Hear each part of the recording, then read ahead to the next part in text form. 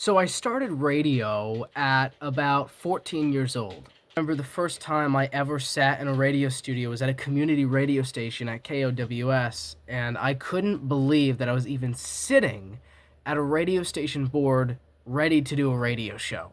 My cousin was a big inspiration. Like, he was always there. And I remember when we first got in the Press Democrat, we were rolling to a couple of different radio stations because they really, really liked what I was doing.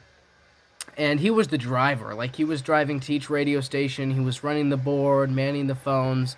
And I remember on one particular radio station, the second one I ever worked at, the phones always blew up every time I was there taking song requests and dedications. Well, one day he told me, he was like, Ventura, you know that you can do all of this at home, so we don't have to keep bouncing back to radio stations, right? The thing that's different about my syndicated show is I try to make it sound as local as possible. We're taking your song requests and your dedications all Wednesday night long. To call into the show, 1-888-845-1063.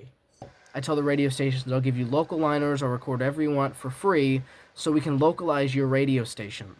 Radio stations, a lot nowadays, they play syndicated shows, but you know it's syndicated. Why not have a little fun with it and localize it as much as you can? How do I connect with my audience and keep them engaged? That's a good question. So, my syndicated radio show, I relate to a lot of people. Somebody can call into the show and say, hey, I'm having a rough time with some family. What do I do? And really, I've been through a lot of stuff in my life, and especially with family, so I can relate to them if they're having issues with a family member, or maybe not speaking to a family member, so I can help them. What's the most rewarding part of being a syndicated radio host? The rewarding part for me is I get to meet a lot of people, right? There's constantly people calling the phone line that I get to meet. I get to meet people in a grocery store. I'll be, at a meeting and somebody will say, oh, hey, Ventura, what do you do? Like a meeting outside of radio. And I get to tell them what I do, and I get to share that story with them. One of my biggest role models in radio was, of course, local radio icon Brent Ferris. Now, if you don't know who Brent Ferris is, he was the morning show host for KZST for, I think, a little over 40 years. I remember at night I would listen to Delilah on the radio, and I would stay up all night long and listen to her show on a school night because my grandma, I shared the same room with her, and she always had the radio on.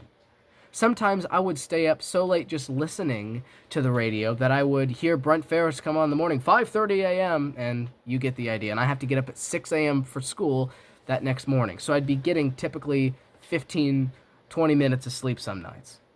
I always looked at Delilah as an inspiration. She does the same thing that I do with love songs, requests, and dedications. I mean, this woman has went through a lot. I've been through a fair amount in the 17 years of life, and I could sit here all day and tell you what I went through. But the point is I've went through a lot of stuff in my life, and I look at that as a blessing because now I get to help others and other kids that may be going through the same thing that I went through, and I can help them and I can give them advice because I've been depressed and I've been in their shoes. But I love a good sappy love song. Now, Delilah has her thing of the queen of sappy love songs. I just look at myself as a guy who's listened to a lot of adult contemporary radio, and you can tell me I've got this problem, and on the spot I can give you a song.